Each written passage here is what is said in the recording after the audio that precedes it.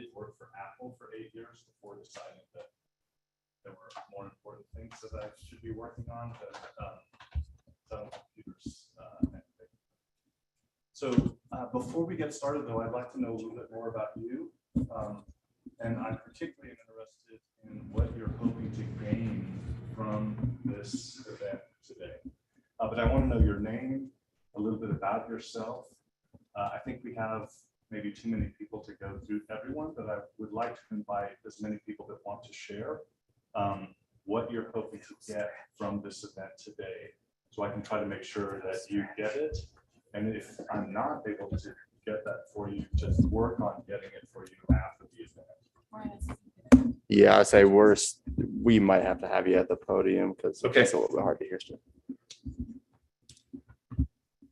All right. Well, I'll get in the corner then. I'll move these. I like to walk around when I talk, but I can move over. Okay, so I'd just like to invite folks to go ahead. You can raise your hand if you're here or if you're on the Zoom, to be able to introduce yourself and say what you're hoping to gain from this event.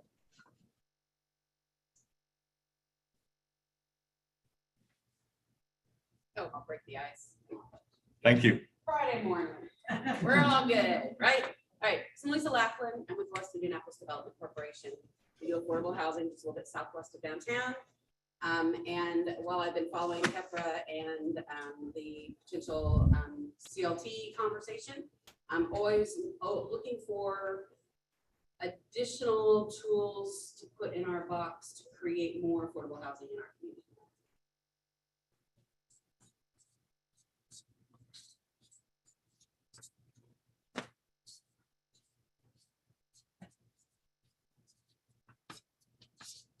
Can we have the pictures of the different types of co-ops going on the screen? Okay, who else wants to go? I can go next. I'm Alvin with KEPRA. Excited to be here with y'all. Just here to learn and meet new people.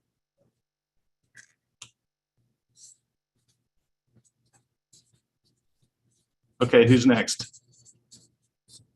I'll pop Eager, you're next. KEPRA as well in housing space. And I think we gave them so much information and tools. Thank you.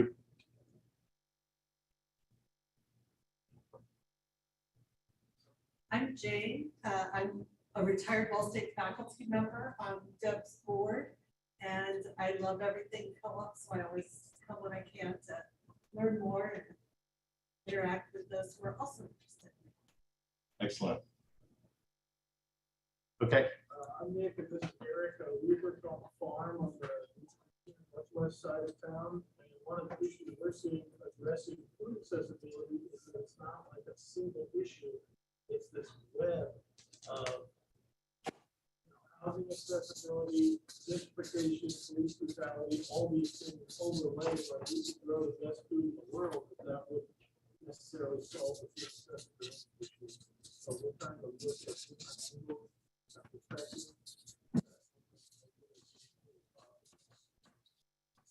Okay, that's great.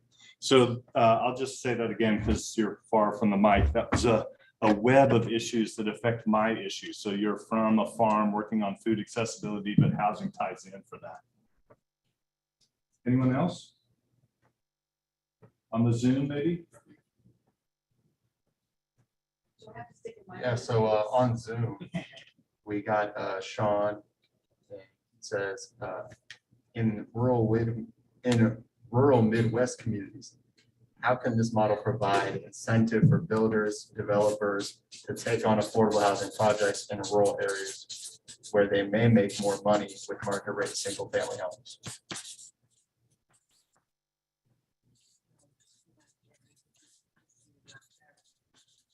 Okay, I will say that again too. So that was a question about rural areas. How can this be an incentive for builders to build for affordability if there's greater return on investment on market rate housing? Okay. Anyone else on the Zoom then?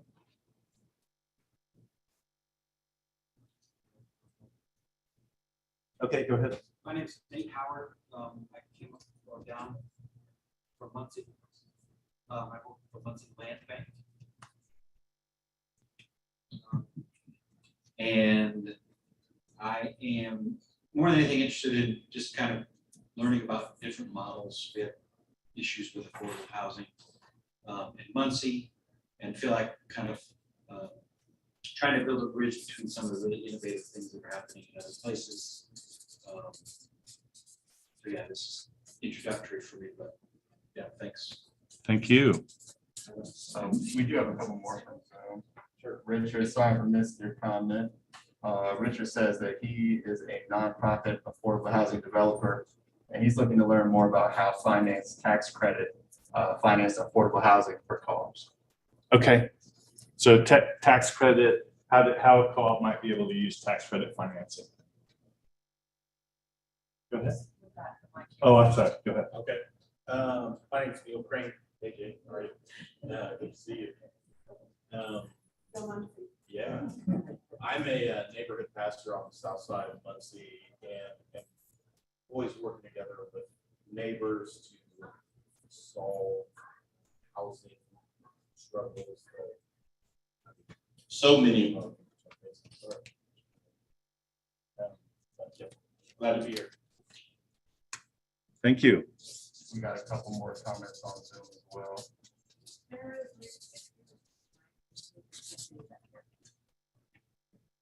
You need to use have the mic on when you're talking to be sure they can hear. Oh, okay, my fault, everybody. So our next comment comes from Sam. Sam says, I'm looking for a tool for a tool that faith congregations can use to help with the affordable housing problem. That's great.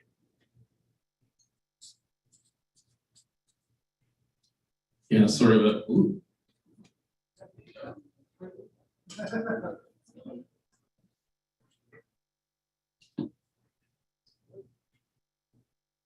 It's okay to be loud. Hello. Okay, I'll just, yeah. My name's Tony. I'm the executive director of the Community Development. We're interested in housing co-ops. It's kind of adjacent to the previous comment. We'd like to have a permanent indoor practice space for the community, also the community center, but also serves as affordable housing for a lot of our members. We have a lot of single people, we have people who probably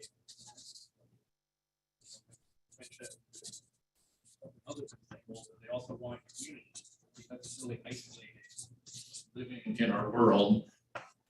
and so we'll have to create something like that. But how do you do that? How do you get the money for that? There's financing, but there's also issues like how do you ask somebody to leave? How do you equitably manage the finances of running people with different income? So those are just a few of the things. Okay, I'll try to restate that. You can tell me how I did. So you're with a community yoga nonprofit. You're looking for a community space that you can operate in that would also be able to provide housing that was affordable and provide a community to the people that live there. And how can that work equitably with all these people with different interests and income levels all participating in making that happen? Yeah, and how do you mitigate all the risks that are involved in that sort of? And mitigating the risk. So I think we'll generally be talking about that when we're looking at cooperatives and particularly with cooperative housing, because living, sharing, collectively owning your living is definitely a serious relationship with it. Anyone else? Go ahead.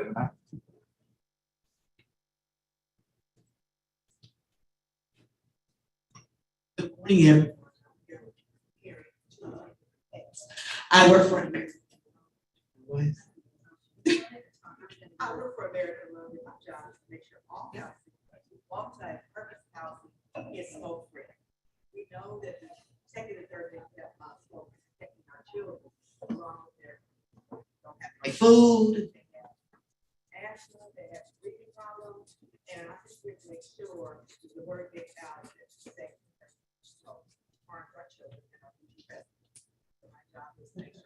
apartments in the state of Indiana go smoke-free. My second hat is a personal family favorite of ours. I'm representing Mother's Love's Garden. We're on the west side of Indianapolis, and we're here to help the community of 46208 get food out into the community. We also are developing some areas so we can put small houses on our property to make sure the homeless have somewhere to live.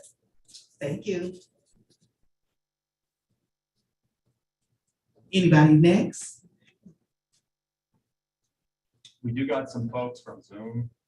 Anybody want the mic? Anybody want to introduce yourself this morning? We've got some folks on Zoom. Yeah, I'm gonna shout some folks out from Zoom. So we got one by the name of Quentin in the chat. Thanks for joining us today. They say, I have heard about co-ops as a good solution to providing low-cost, high-value housing. I'm curious about methods for scaling their development and how local governments can incentivize their growth. Scaling, I love that. And how local governments can promote the growth of cooperatives as a solution.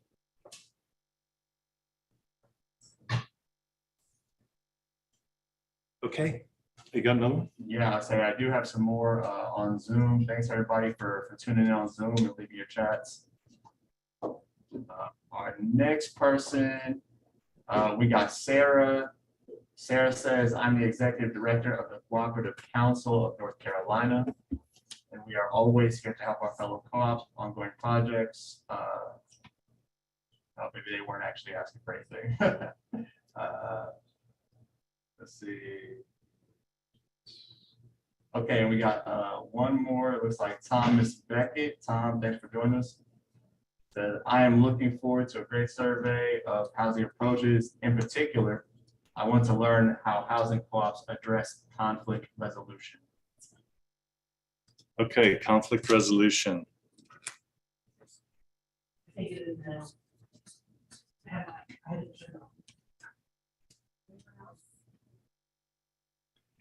this is stuck on one slide. Can we go to? I developed a co-op in South Bend with 24 houses. And I'm here with the board president, and I want to hear about incentive systems for resident participants. And I thought the conflict resolution was All right, incentives for participation. This is important. Because as we know, democracy is only as powerful as or it's only representative if people participate in it. And cooperatives are based on democracy. One more.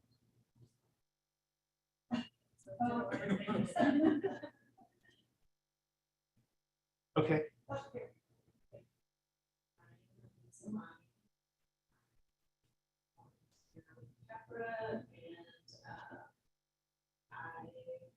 I've been interested in forums for a while, so just learn more, see like how, and echoing everything that she said, like how scale co-ops here in the city and the state, also how we can garner support from, you know. Thank you, welcome. All right. So thank you very much. I really appreciate you all being here. And if you do have questions, whether you're on Zoom or in person, as I'm going through the slides that I have, feel free to ask them. If I'm going to address it later in the slides, I'll say so. And there should be time at the end for discussion as well. Okay, so let's switch to the other presentation if we can. But I wanted to show some of these pictures just to see how different cooperatives can look. So that's what was scrolling around on there. And before I get started with this presentation, I want to say a big thank you to Terry Lewis, who actually put together most of these slides that I'm about to present. So does anybody here know who Terry Lewis is? I know there's some people on the Zoom that do, because Terry's on the board of one of the people who's here. But Terry Lewis is a Co-op Hall of Famer. She was a long time with the National Cooperative Bank. She actually had a hand in writing the cooperative statute for the state of Michigan. And after a long career in DC, has moved back to living in Michigan as a retiree and continues to be involved with housing co-ops and also worker co-op development through the Center for Community-Based Enterprise, which is based in Detroit. They are primarily working on assisting owners of small businesses to sell their businesses to the workers as a worker co-op to retain those businesses. But Terry's history has been largely in housing. And this presentation, or these slides that I'm going to show, were ones that she put together for a presentation to the Michigan State Housing Development Authority back in 2018, and she gave me permission to use them. I've modified them a little bit, but this is really Terry's presentation, so I want to give her credit where credit is due. So let's start with what is a cooperative? I think we all can imagine what a cooperative is, but I want to just define it so we have an agreement. So it's a form of ownership. A cooperative is a form of ownership where people or entities, sometimes businesses, will come together to own and control the assets or processes, or assets and processes that are critical to their economic well-being. So this could be many, many types of things that cooperatives can be addressing in the world or in our economy today for people. So housing obviously is a very important one. I think we're in the midst of a really challenging time for housing, which we'll talk about more on the panel as well. But I want to just stress that it's people. Cooperatives are made of people, especially housing co-ops. That tends to be an association with the building or set of buildings, as that's the cooperative. But in fact, the cooperative are the people that live in the buildings. And the success or failure of the cooperative is going to be tied to the people. So involvement or engagement, as was suggested as one of the things that's critical, is certainly central to the success of any cooperative enterprise. Oh, do I have to go this way? Oh, I don't think this clicker is working. Sorry about that. I'll just ask you to click on this. Yeah, no problem. Which people? These values are actually ones that have been put together by the International Cooperative Alliance, which if you haven't checked it out, you can look at their website. It's ica.coop. But they're the international group that works to define what a cooperative is. They're the group that lobbied the United Nations to declare 2012 to be the International Year of the Cooperative. And they have identified these core values as critical ones to embody for the people that are going to be in the cooperative to embody if you're going to be successful. So if you're going to be part of a cooperative, you should have these values. If you're going to be developing a cooperative, you should look for these values in the people who are going to be joining you. Or in my case, I worked in cooperative development, so I was helping other people develop cooperatives. And really, when you're getting started,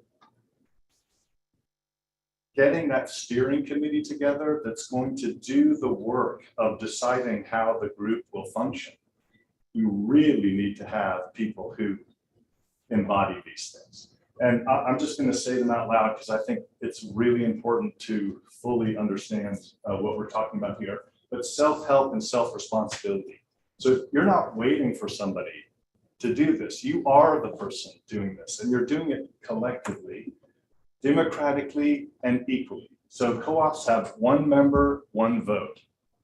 So it doesn't matter that I have been working with co-ops for 20 years and maybe you don't know anything about co-ops. Your vote is just as valuable as mine.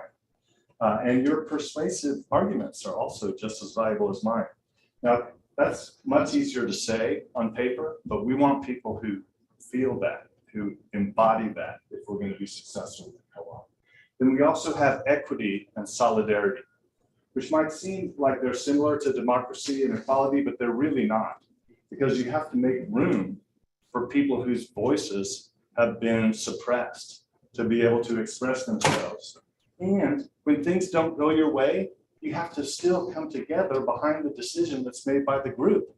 I mean, that's what solidarity is. So this is actually about being able to have our arguments in a way that's fair and in a way that everybody comes back together as a group and say, you know what, that isn't how I wanted it to be, or that isn't how I thought it should be. But I have now come around, and that's how we're going to be. And then honesty and openness, I think in some ways, I mean, I don't know, I've been looking for that my whole life. These are the people I want to be in a relationship who are going to tell me what's going on, and are going to be honest about their perception of what's going on, and also listening to my perception of what's going on. And then lastly is social responsibility and caring from others. Now, I already heard that from several people in the room. Your career is about social responsibility and caring for others. But these are the values that are most important when you're starting a cooperative. And it does point to, you know, just because you can build a building doesn't mean these people are going to show up. You need to have your people together before you start building a building. Okay, so let's go on to the next one. Okay, so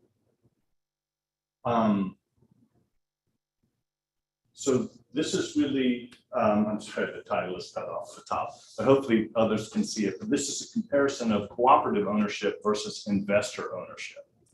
So in a cooperative, there's a one-to-one relationship between the owners of the business and the people who use its assets.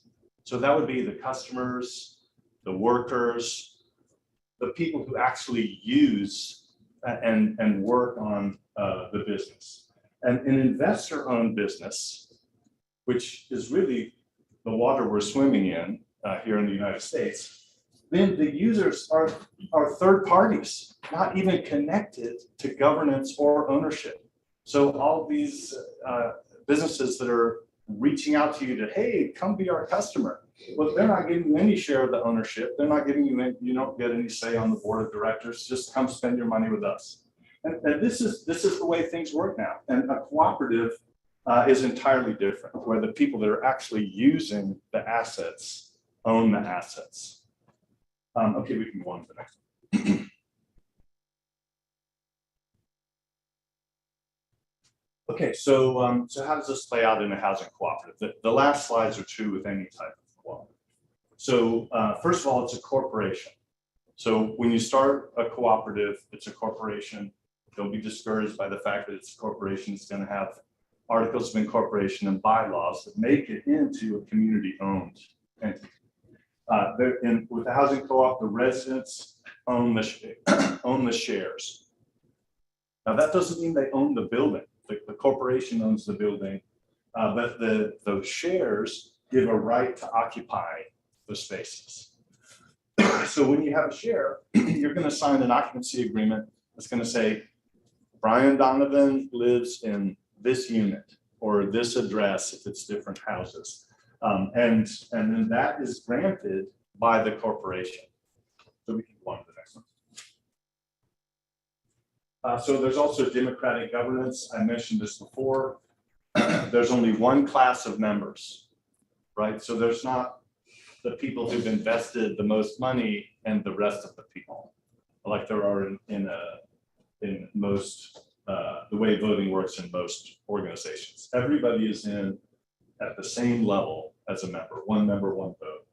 Now, there is representation. The bigger the co-op is, then you may not be on the board for making all the decisions. So you will elect a board of directors who will do the oversight, hire the staff or the other resources that are necessary, and then make sure that things are happening according to the values and mission of the organization. But members still retain rights on the big picture items. So if the bylaws are getting changed, members have to vote to do that. And if the co-op is going to sell out, The members certainly have to vote to do that. Okay, one. So operation at cost. Now that sounds simple, like, hey, we just, only charge people exactly what it needs to be spent, which is what happens. But you need to calculate what the costs are. You've got maybe a contract for property management, you've got debt that you owe, you've got taxes to pay, and you want to build up reserves. So the last one about building up reserves, so you're not budgeting for zero. You're budgeting for sufficient assets to be able to handle an emergency if it happens. So you have money in the bank to pay your deductible on an insurance claim, or you have money in the bank to buy somebody out if they have to go from the cooperative. So you're not budgeting for zero, but you are being prepared. Basically, if you don't need the money, you're not charging the members for money. It is about efficient operations, no matter what type of housing co-op model you might use. And then each member pays his or her proportionate share of the annual costs through charges. So if you're part of a housing co-op, you will be paying every month your share of the collective costs. And then depending on depending on the type of housing co-op, you might have additional costs for your interest for being a member. And we'll look at that. Co-ops are very flexible, and we'll look at how they're flexible. So this is also important. So the subordination of investment value to use value, that sounds kind of technical. But what that means is it's more important to deliver the value of the assets than it is to make money on the assets or to have a return on investment. Even co-ops where you get a return, where you get a share of appreciation, it's more important to have a quality place to live at a reasonable price. No profits are paid to outside third parties. You might borrow money, but that isn't a profit sharing situation. You're just paying back for cash borrowed. And also net savings are redistributed to members. So the co-op where I work is actually a nonprofit. So we're not legally allowed to pay cash back out to members, but it rolls into the next year. And it means we don't have to charge as much if we generated a surplus in the previous year. Or it rolls into reserves, which means we're more secure for being able to handle any bumps in the road that might come along. But there are cooperatives which do deliver equity back to the members. They're not a nonprofit. And in that case, if there's a surplus, that can be redistributed back out to members, because we really don't want to be charging people more than what the operation and reasonable reserves would cover. Okay. So one of the reasons I showed the slides earlier, I don't know if you got a chance to look at it, but it can be any type of building, right? So in Detroit alone, there are a lot of housing cooperatives, and there's single family housing co-ops. And I believe there's a land trust that has a scattered site or a scattered site cooperative here. But it could be an apartment building, it could be townhouses, it could be a high rise, any type of building can work. Also, we've got that it can be a lot of different demographics inside the same building or inside the same co-op. And there are a lot of ways to balance affordability versus wealth creation, depending on what the goals are of the people that are part of the co-op. And then the actual ownership form itself has some flexibility as well. There are slides on each of these, so we can walk. So I kind of explained some of these already, but one of the fastest growing types of co-ops, of housing co-ops, are actually manufactured home co-ops. So there's a group that started in New Hampshire that finances mobile home parks buying the land underneath their homes. So with mobile homes, you actually own the house, but you have to pay to be in the location where you are that has sewage and water coming to you. And then you're paying the person who owns the land. And that has become an increasingly identified as a way to raise a lot of money. So people with a lot of assets are snapping up the land under mobile homes where you can't really, I mean, mobile home is a misnomer. You can't move your mobile home. So you're stuck with that landlord. And so increasingly, manufactured home parks are buying the land under them and owning it collectively to control the cost. So it isn't somebody just trying to extract as much as possible out of them. But it could be, as I mentioned, detached family homes, lofts, townhouses. This co-op where I work now is a student co-op, and it's group living in big old mansions in Ann Arbor that are 120 years old, shared kitchens, shared bathrooms, as many people as the city will let us squeeze into the business. So we can go on to the next one. First of all, the co-op, you need to mean to do a co-op. And this is also why I have the slide on which people. So you need to, it's an intentional community. Even if the intention is just being affordable, you have to have some kind of shared intention, and you have to mean to form it. This is not a build it and they will come situation. And then the affinity group can be based on a lot of different things. It could be shared needs, it could be shared values. And I will just point out, because I think that the way co-ops can benefit a rural community are quite different than how they can develop can impact a community in the city. And also, you know, there's groups where the values are actually decreasing, right? So how can we keep from being in decline? And also, you know, there's other places where values are increasing way out of hand and people are being forced out of neighborhoods. And co-ops can work for both of those directions, depending on what the needs are. But you need to have a group of people that are that need the same thing, and you can design the co-op to be able to meet those needs. And it also creates a sense of ownership. Even though you only have a share in the corporation, that is still, as the corporation, that is your building or your buildings. It creates economies of scale. So if you have 20 people who are all part of this corporation, you're more powerful in being able to borrow money, and being able to influence the city or the neighborhood than you would be if you were just yourself doing that. And also reciprocity. So when you start working together, you start to recognize who has skills doing what, and you each kind of contribute your strengths to the group. That means that the group overall is stronger than if it were just your strengths, or if it were just my strengths and my weaknesses. We can go on to the next one.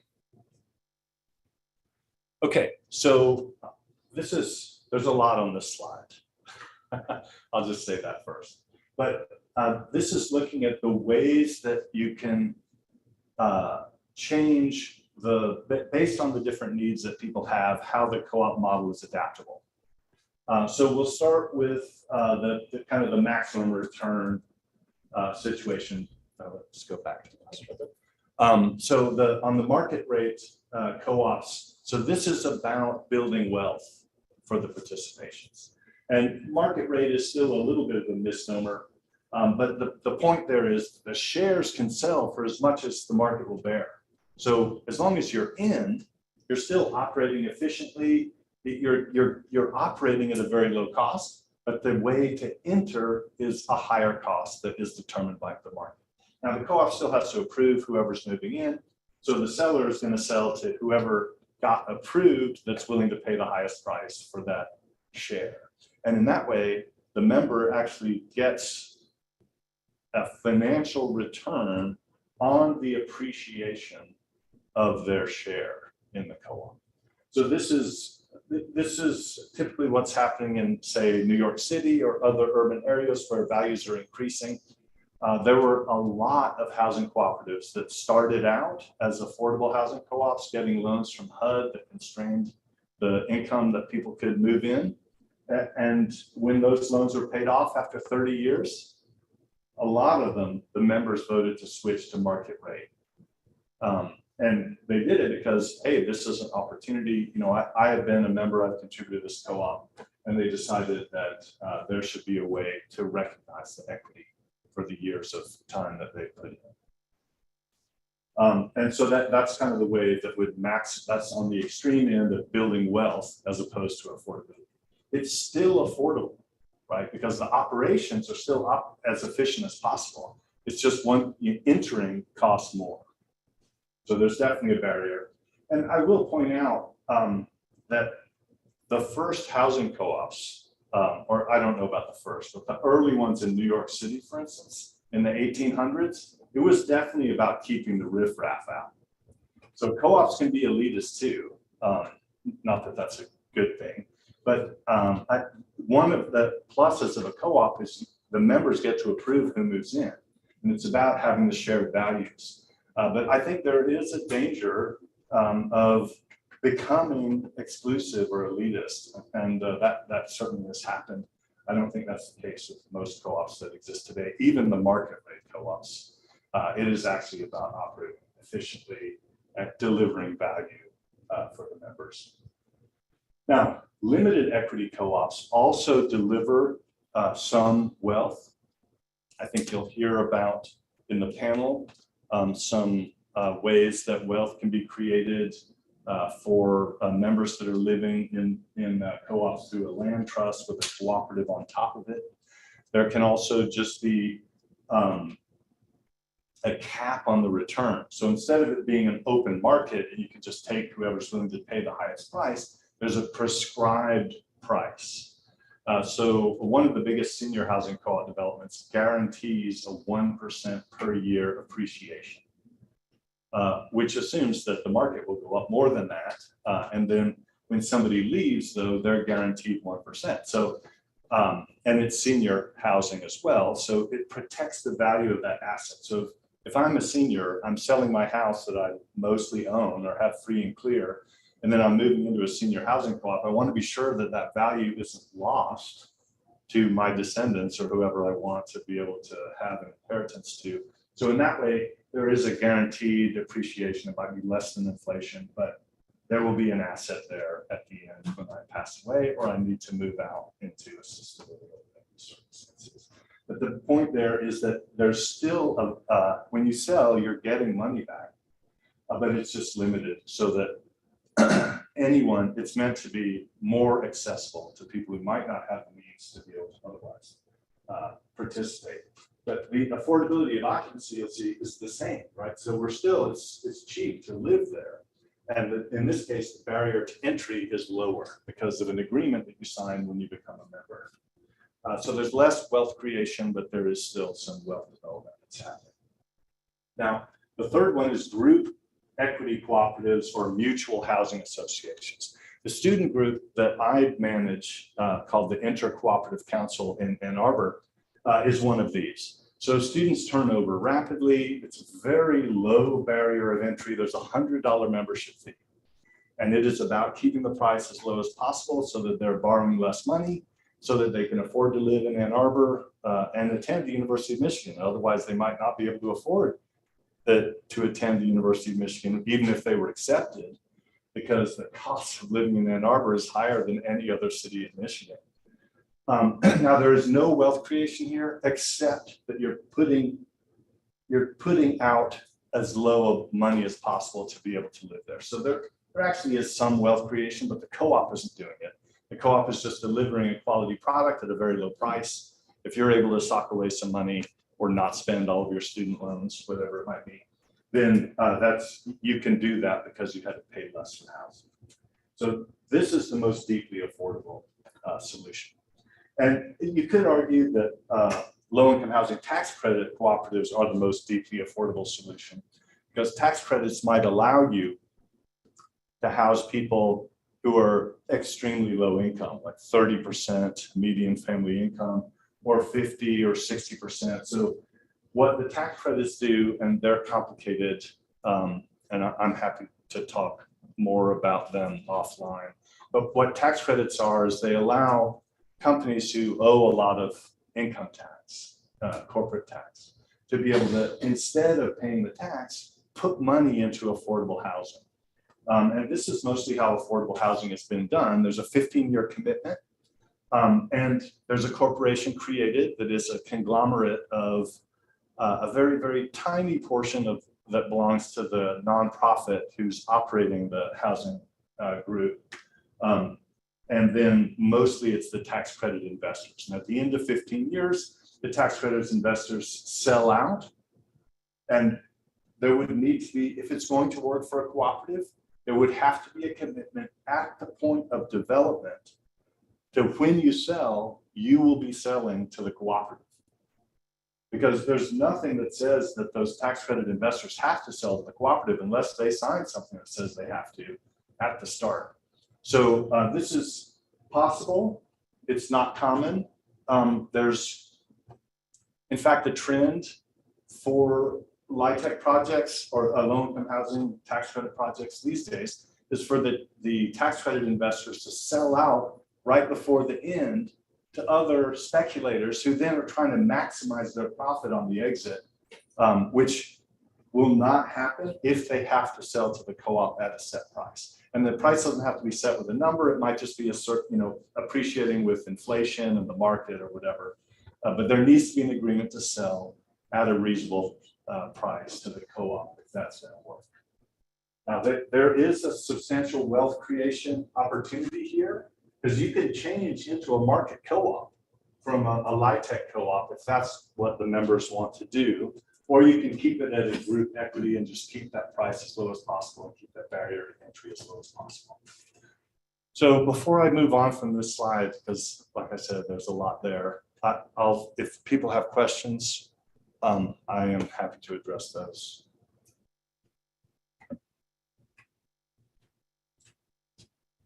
Anybody on the Zoom? Don't see anybody on Zoom right now. Okay, well, yay. Glad I was able to articulate that clearly enough for folks. Okay, go ahead. Probably pretty. Okay. Just because I'm also learning about community land trusts. I'm just trying to understand the distinction. I know that how they work together is probably can be very complex and there's probably different variations. But like, how would you just explain that? Because in my mind, I'm thinking quickly, like it all has to be together, but it doesn't necessarily. How's the housing cooperative not in some way doing the same thing that a community land trust would do? That's my main question. Okay. Enough for you to answer. Yeah. So yeah, I'm happy to address that. So in a housing cooperative, in a typical housing cooperative, the land and the access to the property is all tied together. And you might still be leasing, right? So the cooperative doesn't have to own the property, but obviously you want to secure a long-term lease. If you're going to borrow money for 35 years, you want to be sure you're not going to be kicked out in 10. That could be a way to work with a land trust. Then you have a landlord you can trust, right? So the landlord is going to be there long-term. They're committing to lease to you for 50 years or some long period of time at whatever price is set or whatever's negotiated. That could be very low or it could be market-based or moving with inflation. But a land trust often, it doesn't have to be, but often owns the land and then leases the building or sells the building to tenants. So in a land trust, there could be single family homes that are actually sold to families that the building would belong to the family and the land would belong to the land trust. And there could also be another financial relationship where that land trust would actually lease access to the building, a kind of a full lease even of the land and the building to the people who live there and retain ownership of the whole thing. So cooperative can exist with a land trust to be that entity that is leasing the buildings or building, depending on if it's an apartment building or townhouses. You most often see.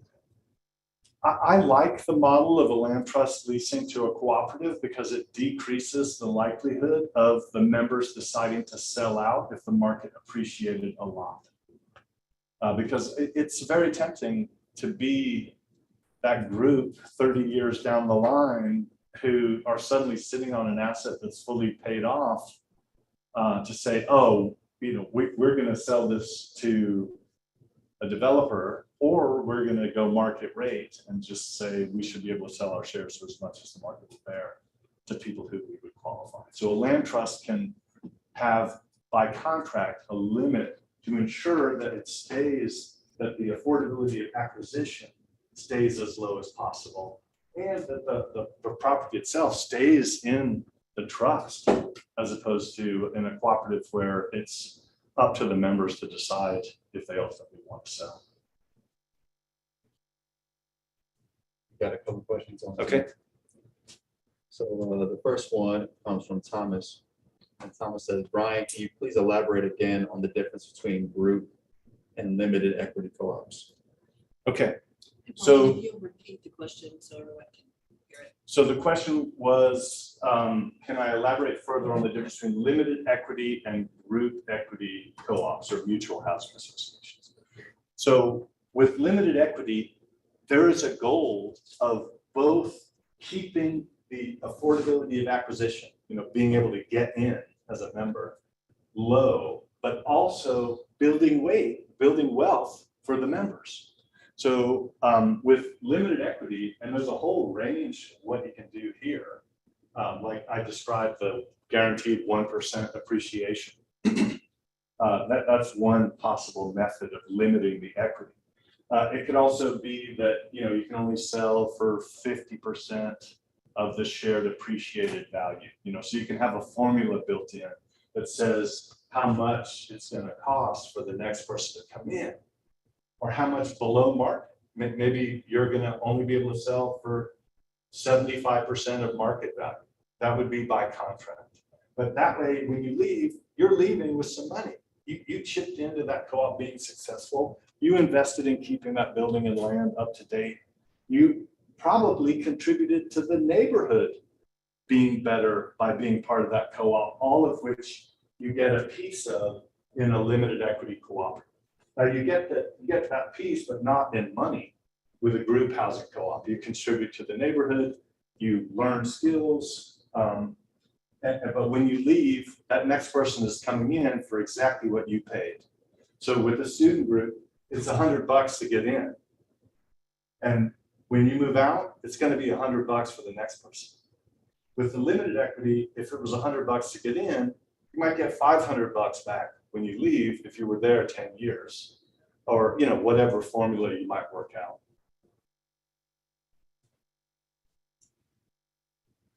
We did have a couple of more questions. The next question comes from Karen. And Karen says, what's the experience with limited equity co-ops outside of the state of New York managing their reserves so they have an adequate amount of capital improvements? Okay, well, I think that's a good question. And certainly with the student co-ops, the goal is that the price is low as possible. So investing in the buildings tends to be deferred. So the question though was, what's the experience with limited equity cooperatives setting aside enough reserves to maintain their properties and do the necessary capital investments? And also outside of New York State, I think she was asking about. So I think this is actually true with all the co-ops, right? The goal in all of them, you'll see it here, affordability of occupancy is right in there as a core goal. So if the board doesn't want to increase the rates enough to do the capital investment, and there will always be a draw for that, then it might mean that loans have to be taken out when the sewage system fails in the building or on the property, and suddenly you have this huge investment that you probably should have planned for and have reserves for, that you now have to go finance that, and everybody's rates go up. And this is true with single family homeowners too. I mean, how many people are ready to replace their lateral water line when it breaks? Very few. I mean, you're going to be borrowing money for that. And also, it's difficult to detect. You have to do the investment until it breaks. So this is why prudent reserves are important, and really cash reserves are important.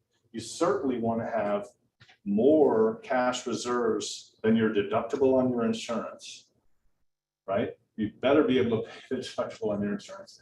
And I think you want to have enough to be able to survive a really serious problem. I mean, if you're in an apartment building and there's a fire, it takes out, 10 units, what are you going to do? Now, you can have insurance that covers lost revenue that would mean that even though those have to be vacant for a period of time, how do you compensate those people that get displaced? Well, you better have some reserves because you will have to do that. They're still owners of the whole building. Everybody's owners of the whole building. But some people are going to get displaced, and how do you equitably handle that kind of thing?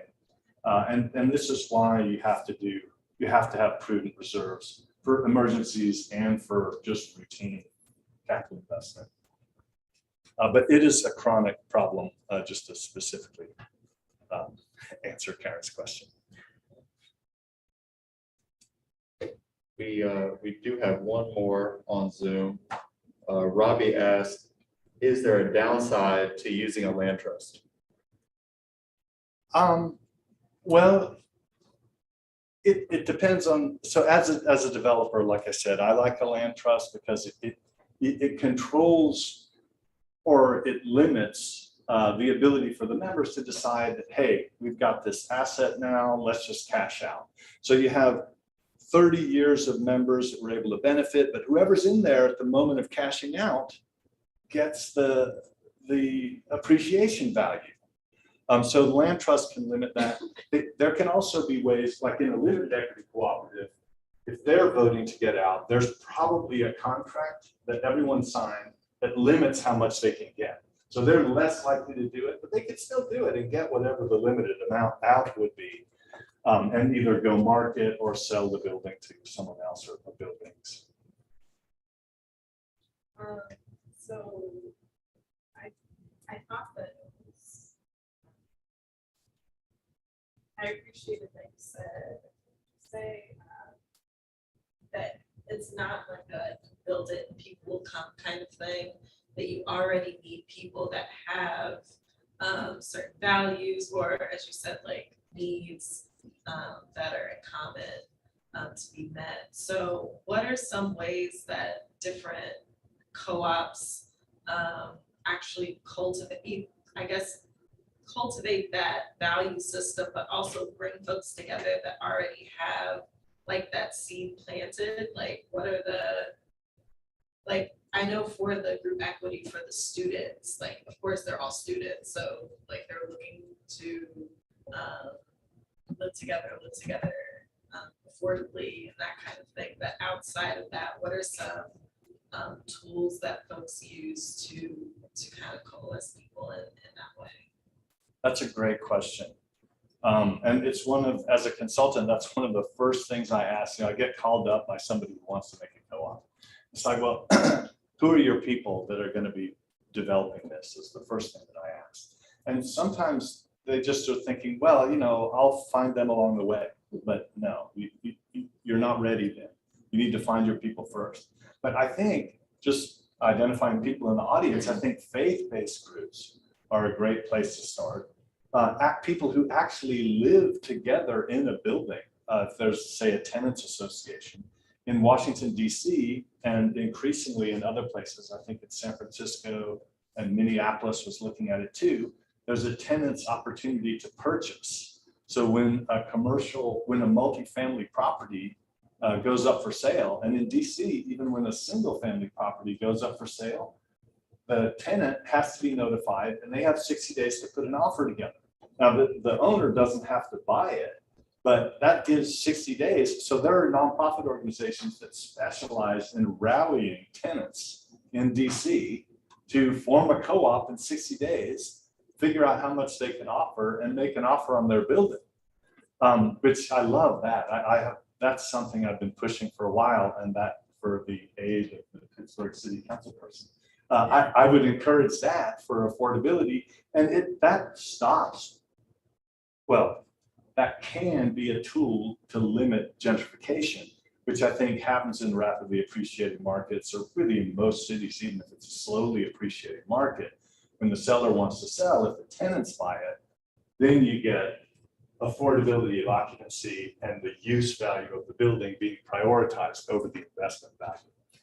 But I think community groups are important. You know, any kind of organizing effort that's going on can potentially lead to a cooperative being formed. And then a follow-up question, so like, if you have something like that, where you have folks coming together that have common needs, so like you saying, rallying folks that are currently in a building to form a cooperative, how, so like, when you're talking about like limited equity cooperatives and actually like putting money away, or like do entities like the one that would help those folks form the co-op, do they stay to help them like come up with values and stuff like that? Because I feel like you touched on that, and I know that that's a very important part. So going beyond the needs, but also getting into that values, getting into those like kind of like core tenets of a co-op. How is that like garnered, or is that something that's baked into all of these like nonprofits that help? That is such a good question. Thank you.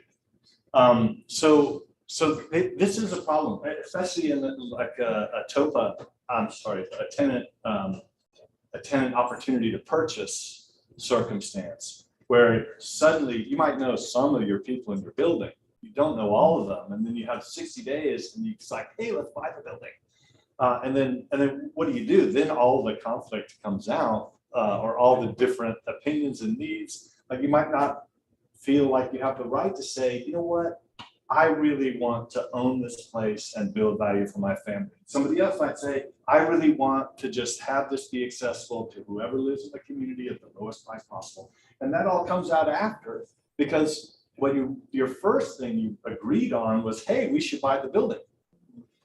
So I think that is key to these groups in DC, for instance, that are doing that work on the short term, that they're checking for those things. And everybody doesn't necessarily have to agree on that, because buying the building might be that important that you're still in solidarity with whatever model got picked by the group. This is also part of the values. So not every group is going to be the right group of people to form a co-op. But if you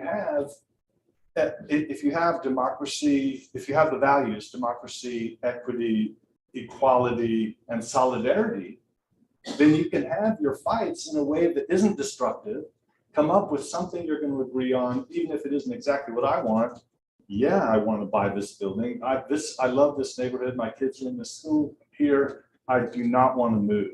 And the value of not moving might just mean, you know what, I'm going to be in solidarity with the majority of the people in this building, because we all agree we don't want to move again.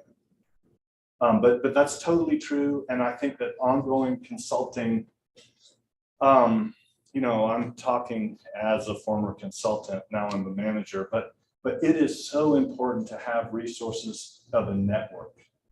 Because if you're an island, it's so hard to know.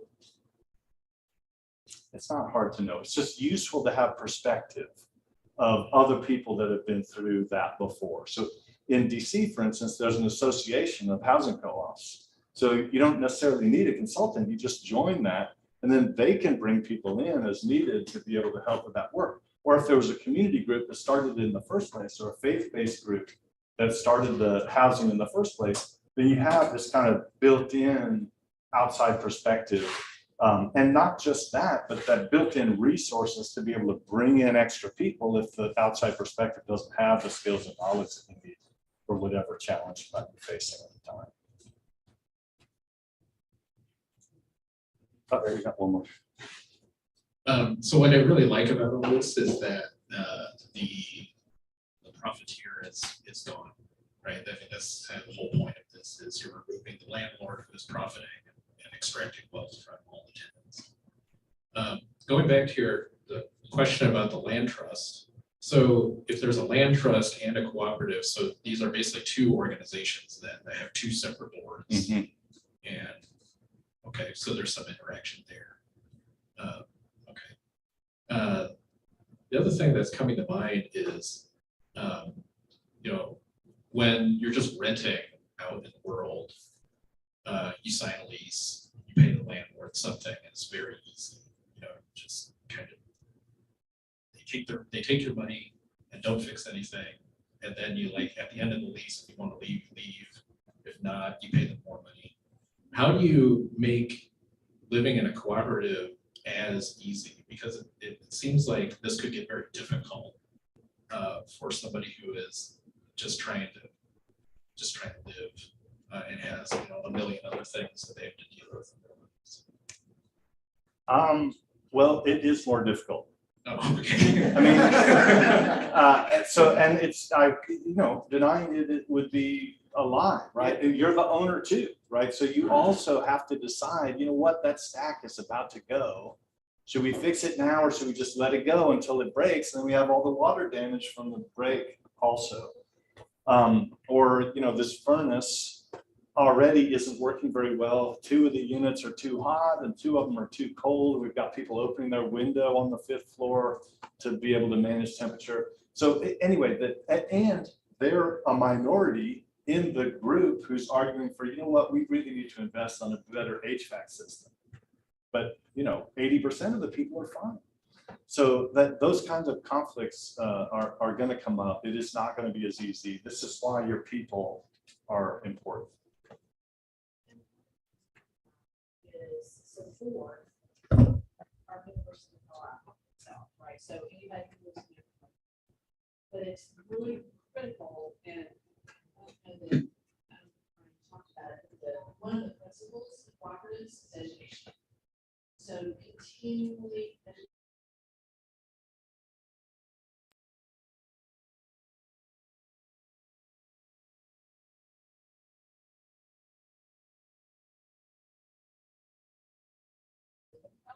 what's happening, making sure that really well functioning.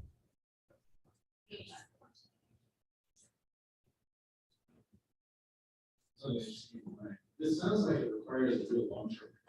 Like, what is like a minimum length commitment somebody needs to invest in this in order for it? I'm talking about a co-op.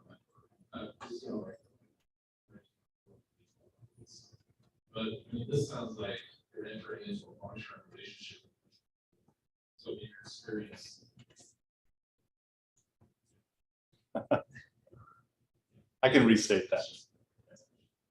So what's a minimum length of time that you would need to commit? It seems like you're going into a long-term commitment. So I'll just say with the students, the average term is a year, right? And there's people who just come in for summer. It's like, or visiting students that just come in for 6 weeks, or scholars or what have you. So you can design it where you can have high turnover, but that just means your education has to be better, right? Because in that window, you need to recruit people who are going to stay long enough to learn what it means to be on the board, to do the capital planning, which is why it's important for student housing co-ops to actually have staff who both they set expectations for, but who provides that long-term perspective. And now I think if you're in a limited equity co-op or a market rate co-op, those are longer term. Obviously, if you need to build wealth, you're going to stick around. But you could leave. You might just decide that's not for me. It's 6 months in. It's like, oh yeah, I've got the same needs as all these people. I can work with them. And no, you can't. And so, in general, I think it should be hard to get into a co-op. And I don't mean you should be preventing people from getting in, but you need to do some work to figure out you should be part of that co-op, right? You need to get some of that education first. This is not just come in for 1 year lease and leave, although you can do that. So it should also be easy to leave, right? So when it's like, what, this isn't for me. You need to be able to let those people go. You shouldn't be trying to convince somebody who thinks it isn't what they need, because that will create conflicts that you might not be able to resolve. Because people who want to leave and are being held in, they find things to fight over, right? So I don't think there is a set of time. There's always going to be a continuum of involvement. And that's one of the things that was asked, you know, how do you incentivize members to be involved? And I can tell you with the student housing co-ops, we actually offer discounts to people who are willing to be on the executive committee of the board. We also offer discounts to people who attend training and fill officer roles at the houses. So if you go to the training about diversity, equity, and inclusion, and you go on to be a president of the house, you're actually getting a discount. If you're elected to be president of the house and you haven't gone to any trainings, you get to be president of the house, but you don't get a discount to do it because you didn't come and learn what the values of the cooperative were. So those are ways of doing it in a high turnover situation. I think with a lot of limited equity and market rate co-ops, what happens is a couple of people become the officers of the board, start attending conferences, and they do that for the entire tenure that they're there, and everybody else is like, okay, well, they take care of that extra work for me. And then that extra work includes, you know, junkets. If you look, I don't mean to say something bad about the Association of Co-ops, but the National Association of Housing Co-ops, if you look at the locations of their annual conferences, it's like Puerto Rico, Miami, Hawaii, and these are incentives, right? To get people to be leaders is, come to the conference. It's going to be in a really cool place where you get to play for 4 days. That I don't mean that as a bad thing, but there needs to be a way of incentivizing, and that's what the National Association, and being part of the association means you have access to resources when you need it, like what you were asking about that education, or what about, how do you get access to that information that you need to be able to make a decision that maybe you weren't ready for, or that you have a conflict that you aren't able to navigate successfully in the group. Being part of an association is a way of having access to those resources or consultants that would be able to help navigate. We do have a couple of questions on Zoom. So there was a follow-up to Karen's previous question on limited equity co-ops. So for Karen's question, she also asked, are there any places where they could find stats or write-ups about limited equity co-ops outside of the state of New York? So a place to find those resources, and particularly in cities where POCs are the majority of tenants.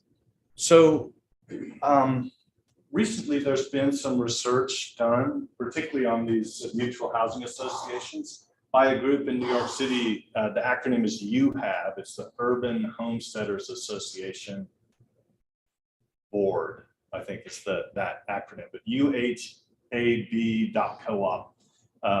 got grant money to do research. Now that was not just on, it was on mutual housing, so zero equity co-ops, where those are around the country, how long they've been there. But really, this is a peril of housing co-ops, because everyone is about spending as little money as possible. So sharing, this is another value of being part of an association, because at least you can do surveys in an association. But that still doesn't happen very much. So I would recommend the National Association of Housing Cooperatives.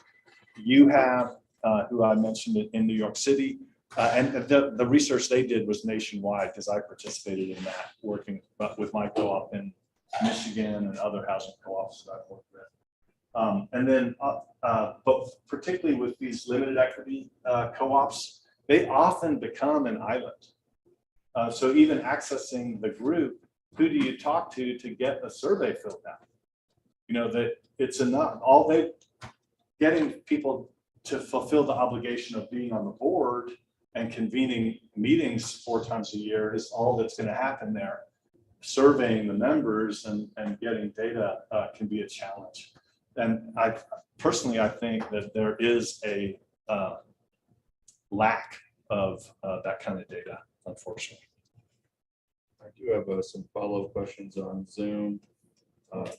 we got another question from Margaret. Thank you for joining us, Margaret. Margaret says, the senior housing co-ops in the Twin Cities are very much real estate developer driven.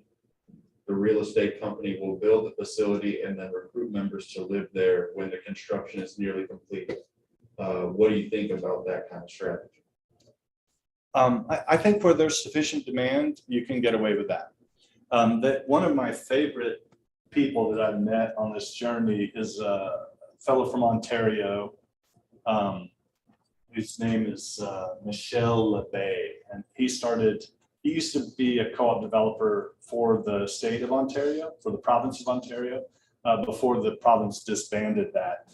And he was kind of the most aggressive person going on developing housing co-ops. And that's what he did. And his model was to find the people with the most construction experience who could give them the most accurate cost of construction, and also, timeline, get all the permits from the city. These are the people, the biggest property builders, and then start recruiting people. It's like, okay, here's our land. I'm going to put an option on this land, and I'm going to go find enough people to be a steering committee who will then go on and do the marketing so that during construction, we will be full enough that this will be a co-op when it's done. And in Toronto, there were enough of those people, or in the Twin Cities, there's enough of those people. And frankly, and I think I want to say something about rural areas, because I don't think I've said enough about that right now, but often in a rural area, you will have people that have lived there their whole lives, that are in a big house that they own free and clear, or they own 80% of. So there is a lot of untapped equity who love the community and want to stay, but there's no place for them to go to that isn't their big house that they don't want to have to maintain now, or particularly if it's on a farm, or they've got a half an acre they have to maintain and they don't want to do it. So there was a group I was working with in Hart, Michigan, which is a really cool little town. It's the county seat of Oceana County, Michigan. 10,000 people. They own their utilities. The city owns the utilities. And why would you want to move out of that city, except that you don't want to manage this 4-bedroom house and raise your family in when it's just you and your husband. And so the developer, the county developer, did a LIHTC project, low-income housing tax credit project. And many people approached them about, hey, I want to move into those because I want to stay in town. But they didn't income qualify. They had too many assets. They owned this house free and clear in town. So when we presented this presentation to MISTA, the Michigan State Housing Development Authority, MISTA said, well, we won't be able to help finance the co-op, but we can help finance first-time home buyers to buy those houses from the seniors, who can then take that equity and invest it in the co-op and be able to build townhouses in town that they can move into. And this is a town of 10,000 that when I met with the steering committee, there were 25 people turned up. 10,000 people and 25 of them were there willing to work on creating this co-op to make it happen. Now, sadly, that was derailed by the city manager who thought this was some dangerous idea that, I don't know what, but irrationally decided that we shouldn't use land for this in the city. Hopefully they retire soon. But the point is, when you can find the demand and you have the right people, it can be done. And it can be done even in small populations. I do think it's extra important to have organizations where you have affinity groups already started. And that could be faith groups, it could be civic organizations, it could be nonprofit activist groups.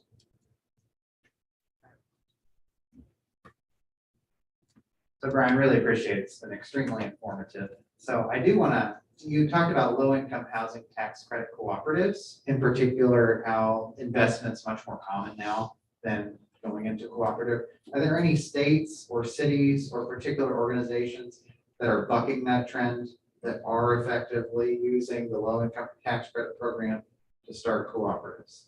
So renting partnerships, who I recruited to be on the panel, they got started in a low-income housing tax credit group and came up with this renter equity method so tenants could actually build wealth through that. And that was without it being a co-op. But they transitioned it to being like a land trust with some members on the board. So not a true co-op, but with tenant representation on the board. And you'll hear more about that model. But there are very few. I mean, personally, I think financing with LIHTC can be a challenge. I do believe we have somebody here who has been able to do that. So I would like to defer. We did do a project in South Bend with LIHTC, and it's a co-op. And Ms. Willie is the board president, she's here. And I think it worked out pretty well.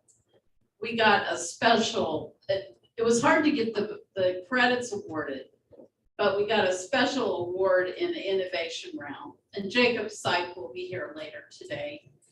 And I would say it's working out pretty well. The resident participation, we built it and then got the residents, but it's close to a community center. And so we got a lot of people that knew about it from the community center.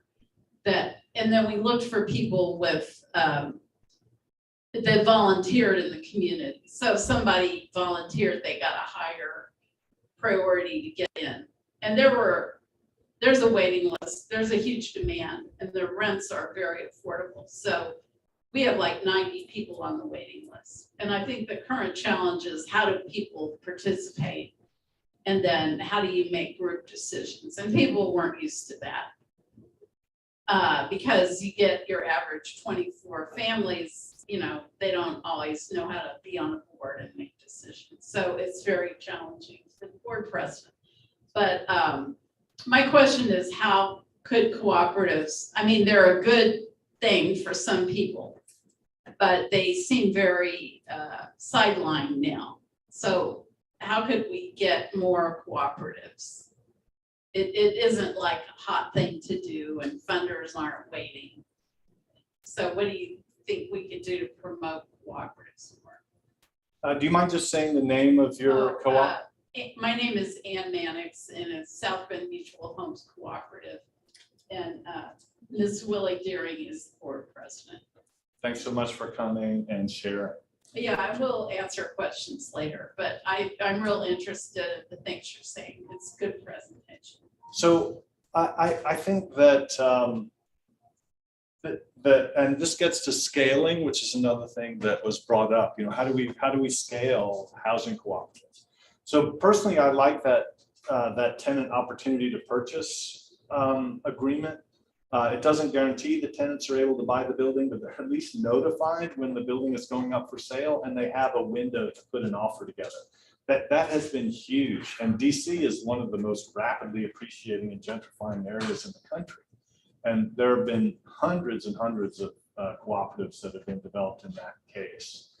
In terms of doing it in rural areas or in cities that are less politically inclined to protect tenants and more inclined to protect investors, that, you know, there is no easy answer there to be able to do that. But I think that when you have groups of people that want to do it, you can find those properties. And don't be intimidated by building a relationship with the landlord and leasing a property.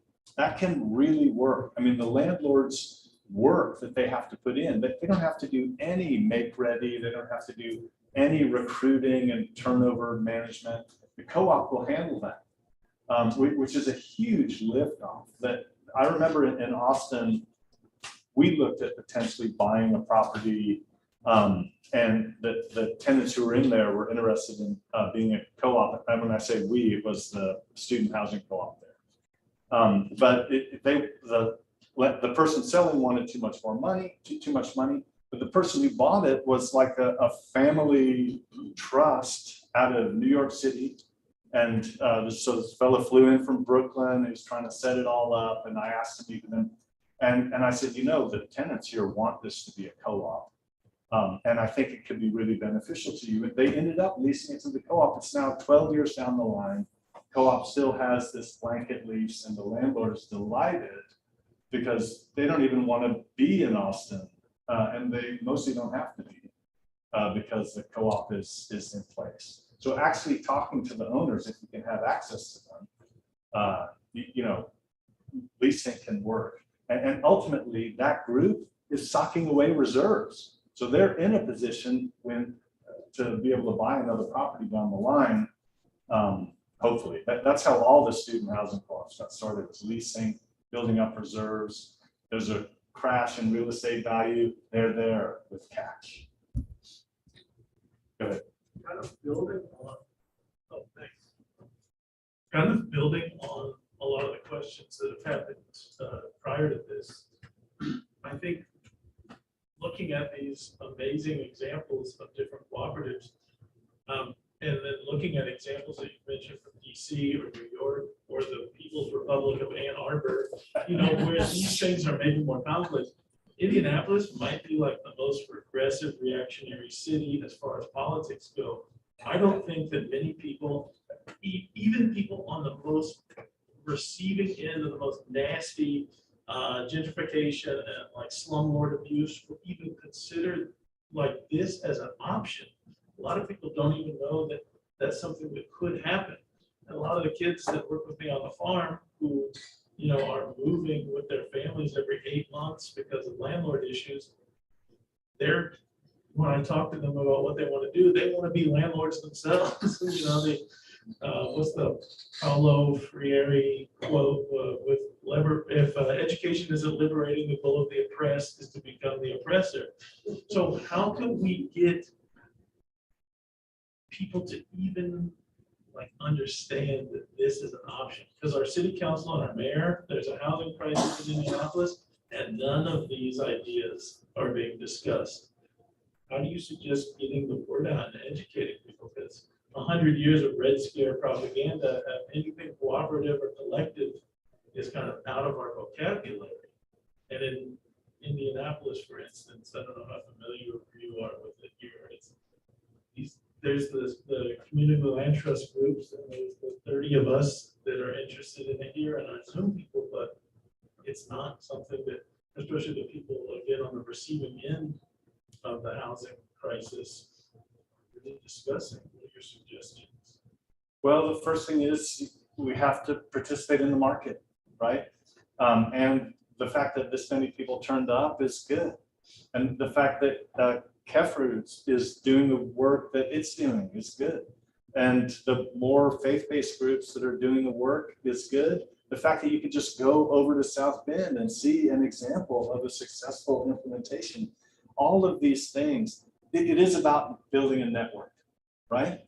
So it's a whole nother presentation about my theory of change if you want me to go into it. But I like the 2 loops theory. If you look on YouTube for 2 loops theory of change, I like that. So you have kind of the dying system that's going down, but people don't jump off of it until something else is coming up. It's like, oh, wow, that's better.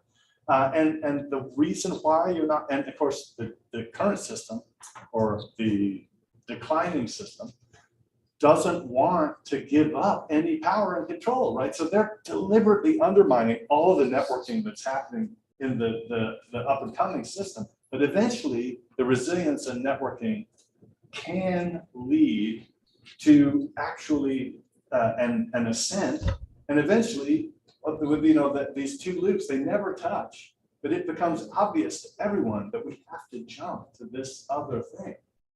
And that's, I mean, it might not even be in my lifetime, and I've now been doing this work for 25 years of trying to build the network that's going to mean that we change to a system that actually cares about people and doesn't want to leave anyone behind.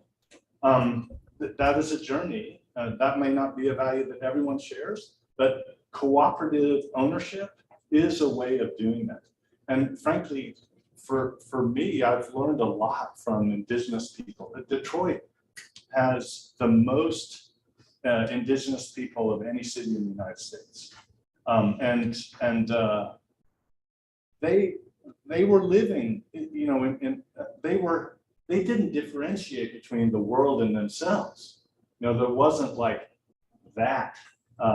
So they were always integrated in the way that we treated everything that's alive. And that's just part of the personal journey, and also just living in Highland Park where I live, which is one of the wealthiest cities in Detroit, and now has some of the highest, in Michigan, it's in the middle of Detroit, and now has some of the highest poverty levels in the state. The people who are there that are leading, they have overcome a lot, and its community is what means that persistence can happen, and there's nothing to do but carry on. I mean, you have to carry on, and no matter how regressive it is, go try to find that city council person that's going to be able to represent you. Then don't give up. You can always just work within yourselves, but you should always be advocating to staff. Maybe it's a staff person that's going to get you, that's going to be able to represent your case to the elected officials. That's going to mean that, oh, this is actually something that will benefit the investors who are buying, who are paying for me to run a campaign and get elected.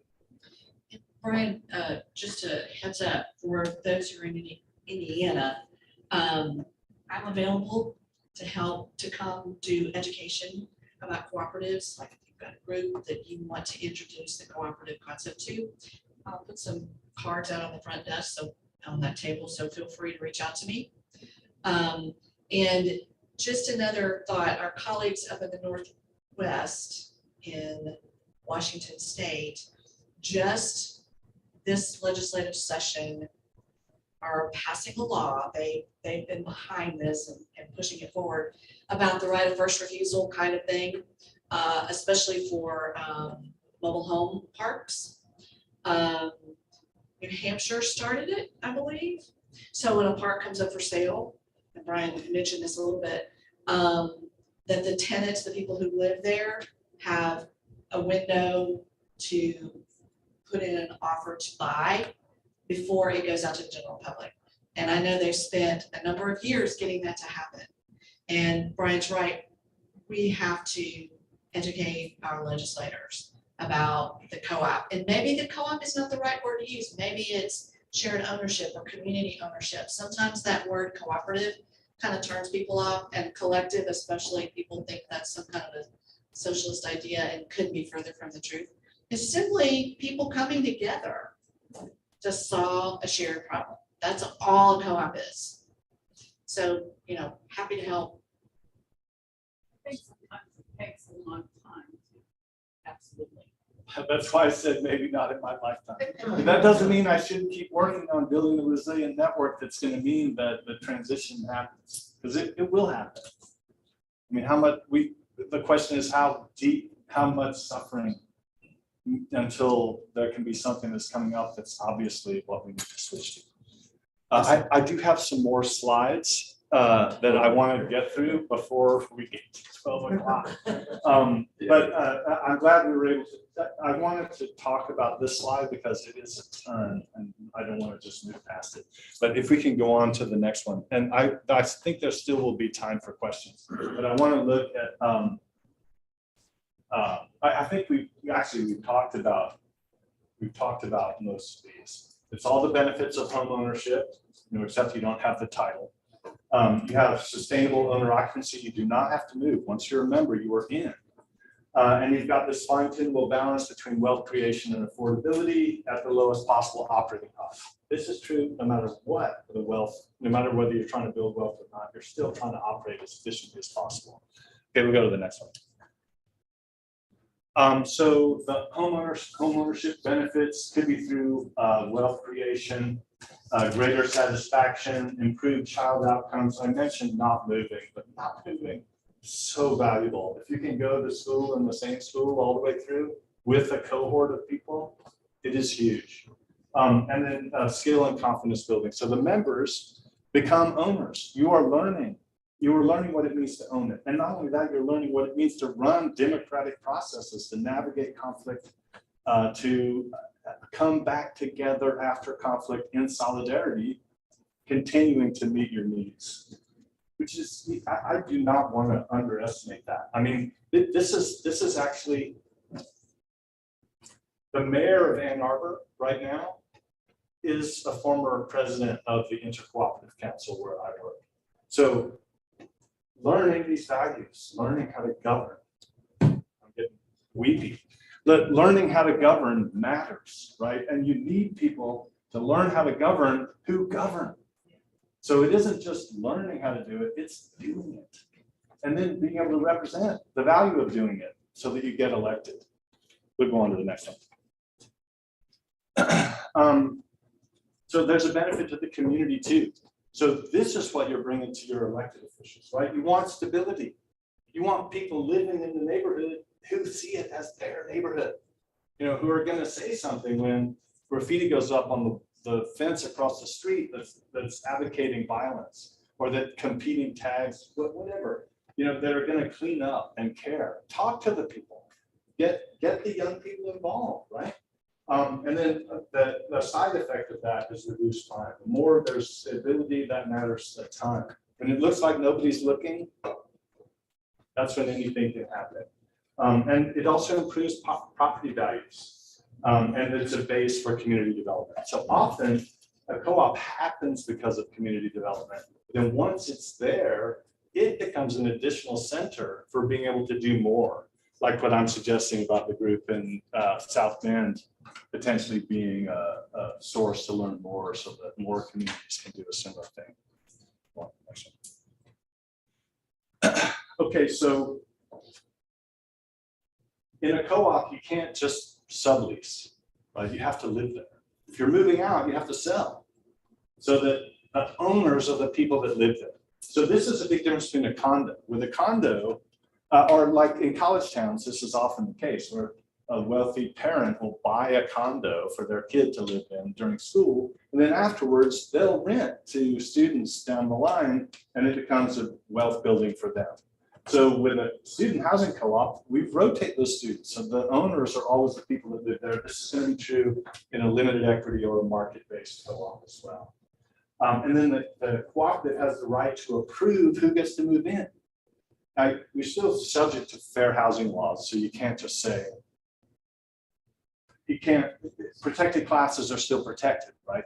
But you could say, you don't have the values that you need. And people should be able to self-identify. This is why I'm saying it should be hard to get in. Not that you're preventing anybody, but they need to do the work to understand what it means to be a member of the co-op. And it should be easy to leave. So 6 months in, it's like, man, I can't work with these people. They should be able to get out. And so the co-op will then go try to find again, because you're never going to be perfect on picking. And you want to err on the side of letting people in.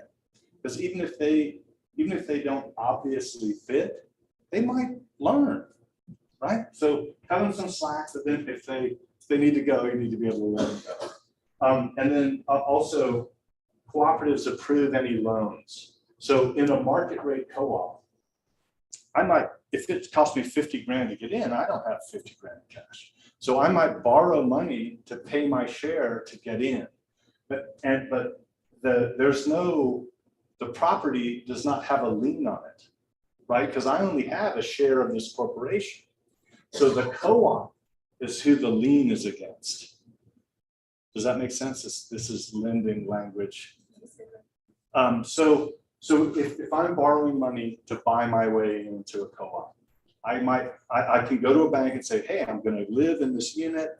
I'm going to have a share in this corporation that owns the property, but I cannot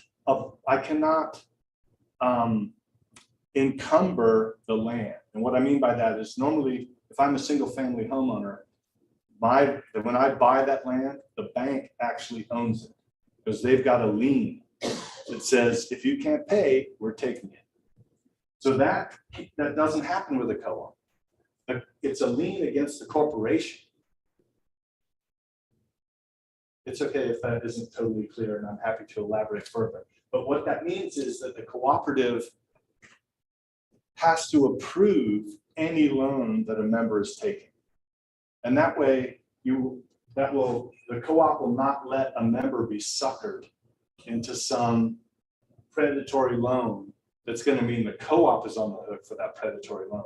So even though you might not be experienced with how banks might take advantage of you, the co-op is like a backstop for that, because ultimately the co-op will have to pay your loan if you're unable to pay it. So collectively, the group would have to pay. So we'll go on to the next one. Or actually, I'll pause on that if there are, if you want further elaboration on that. Okay. So there's multiple ways of saving money, economies of scale in the development itself. So if you're building 20 homes instead of one home, it's going to cost less to do that. And you have all the same decision-making that's related to the type of building. So obviously a low-rise apartment building is going to be the least expensive thing to build, but maybe everybody wants a single-family home with quarter-acre yard. Well, you can do that. You get economy of scale of doing that, but it's going to cost you more per unit to be able to do it. All those realities are there. But also on operating costs. So with the student housing co-op that I manage, the members in each location pool their resources to buy food and supplies. And they're members of a purchasing co-op. That means they get the best prices from Gordon Foods, from local produce providers, which means that they get better stuff or more stuff. If they want to have more, it's better. But they're able to develop economies of scale to be able to collectively buy their food. This is all tied to occupancy cost reductions. When there's one insurance policy for property and liability for all of the properties together, that's going to cost less than everybody insuring their units separately, just as an example. Then this is a big one. If it's a market rate or limited equity co-op, and you are selling your share when you exit, that is not a real estate transaction, because the corporation still owns it. You're just selling your ownership stake in the corporation. So there's no title insurance, there's no tax. The property the state doesn't care. It's like it didn't sell. We're handling all that business ourselves. And this is the same kind of thing that a landlord who's leasing to a co-op would benefit, because they didn't have to handle all the costs of turnover and recruiting people, because the co-op did all that. But in this case, if you bought or sold a house, you could pay $5,000, $10,000 for title research to prove that the seller has a right to sell it to you. When if it's a co-op, there's no real estate transaction. You're just sharing who has the right to occupy a particular unit. And then also you don't subdivide. The co-op is one unit. Now, if it's a scattered site where you have houses in different places in the neighborhood, then obviously that is already subdivided. But if you're building an apartment building, you don't have to make condos out of it where each person owns their little box. It's just one unit that everybody has a space in that gets defined in the occupancy agreement, instead of having to subdivide for the county to keep track of who owns each piece. And then we've also got blanket financing. So the co-op can borrow money. So let's say your credit is terrible. You can still be part of a co-op, because the co-op is going to borrow the money, and they don't look at everyone's credit history when the co-op is borrowing the money. Can you move in? Can you pay your carrying charges? That's all that matters, whether you declared bankruptcy last year or not. We can go on to the next one. So I want to just talk a little bit about financing. I know we have a financing person who's going to be coming in later, but a blanket loan, this is what I was talking about before. There are loan guarantees that are available only for co-ops. So this is a regular single family home. You need a 20% down payment, and you're borrowing the other 80% of your purchase. So this is the typical single family model. So with a co-op, you can borrow 98% of your cost. The co-op can borrow 98% of the cost, and the federal government will guarantee it through this HUD 213 or 221D4 financing. Now, there aren't a lot of banks that do that. You're probably going to have to work with a bank out of Minneapolis, because that's where the HUD office that handles all these are. But hey, if you can borrow 98% of the cost, that really lowers the barrier of entry if your goal is to do group equity or even a limited equity co-op. So we can go on to the next one. So this is what a limited equity co-op model would look like after several years. So this is the equity each person gets, that they've earned by being there for 10 years. Or like this person's only been there, moved in 3 years ago, or whatever, so they've got less. Then this is the equity that is retained by the co-op. So because you only get a partial return, say like the 1% guaranteed return that I mentioned as an example, the rest of that asset appreciation is here with the co-op. So potentially the co-op can borrow more money. This is the remaining debt here that's been paid down. So it started out maybe even 98% obligated, and now members are building wealth, the co-op is building wealth, and this is how much remaining principal there is on the loan. Okay, so this is a market rate co-op after several years. So in a market rate co-op, you very rarely would have that 98% blanket loan because it's about members making return on their investment. So members, if you're going to do a market rate co-op, presumably members have assets to bring to the table. The example I used would be a senior who owned a house free and clear that now is going to sell that house and put some of that money into the co-op at the start. So even in the beginning, they might have already put in this much money into that cost. So the co-op could borrow less to start with. But typically there would still be like a 30% blanket loan. You wouldn't, why not take advantage of the fact that you can get a long-term low interest loan guaranteed by HUD for as much leverage as you can do it? So even in a market rate, you still would have central charges that would have to be covered. But then people can bring in different amounts of equity. Maybe they had to borrow the money to put their equity in. But this is how it would look. So different people, depending on how much they paid down, have different amounts of equity. And then the co-op would still retain some equity from even in a market rate. So I think there's one more. Okay, and so this is the group housing or the LIHTC or the low-income housing tax credit example. So in this case, and this is like the student housing co-ops, we've been around since 1944 was the first house. We incorporated in 44 to buy. We started in 1932 with renting. So we have a lot of houses we own free and clear. But in this case, you have the blanket loan, and then these are all the members, but none of them have equity. It's all restricted. It's held by the corporation. And any surplus that's generated that's not put into reserves just rolls into keeping the price down the next year. So in this case, there might have been 80% borrowing in the get-go, but then down the line that gets paid off and can be leveraged to expand or for capital improvements, whatever you might have to do with the group equity. Now, in the case of a tax credit, this might be the tax credit, the assets held by the participants who are getting the tax credits. Then they will sell that, and then your blanket loan will come up to whatever it costs you to buy them out.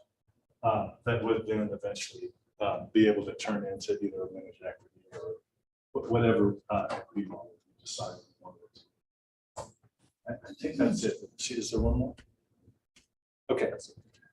So we are almost at 12, but do you have any questions? Or I hope I will make this presentation available, just like Terry Lewis made it available to me, so that you can take it away and be able to re-show it. And you're welcome also to contact me. I should put my contact information on there. I'll get it to you, Brian. Okay, good. Thank you.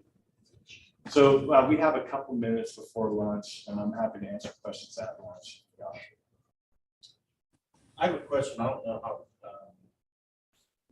relevant this is, but when you think about the people who are having the hardest time accessing housing, those would be like the homeless, people with severe mental health issues, and they are often losing their housing because of not having ownership over that. Have there been examples of kinds of organizing efforts to create housing cooperatives that kind of are owned by those like right, most vulnerable people who use drugs, people who are chronically homeless, perpetuating chronic homeless. So, yes, and it can be extremely challenging to be able to handle it. I think having everyone coming in from that kind of exposed population, or that kind of challenged population, it's very difficult to be able to find and develop the leaders. Now, in the student housing co-ops, that is a regular thing that people want to do. It's like, oh, we should let this person move in and not pay. And they'll just do it. Oh, you can live in our basement. And the generally, it doesn't work out. It's a violation of the agreement for starters. Everybody has to be a member, join, and pay. No subletting or any of that. But we have had people coming out of emancipated foster youth who are attending college, who often rise to leadership quickly, and their trauma comes into play in the democratic conflict that happens of either not getting something their way or some terribly rude attack as a way of undermining their argument by attacking them as a person. And it's like, I can't be here anymore. But that doesn't mean that wasn't worth it for them, even though they had to leave because of an offense that was something, bad ideas that people carry around with them that they haven't put aside yet. So I don't know, that's a very complicated question. But I don't think it's a good idea, and this is just me talking now, to bunch up people from that kind of a challenged background. Integrating some of people from a challenged background is more suitable, in my opinion. I was just gonna. You can go, and then Alan. Kind of as a direct response, our housing model in Evansville incorporates a lot of people on the background challenge, but in part because it's just how provide a first refusal violence, so often it's their own property that we help secure.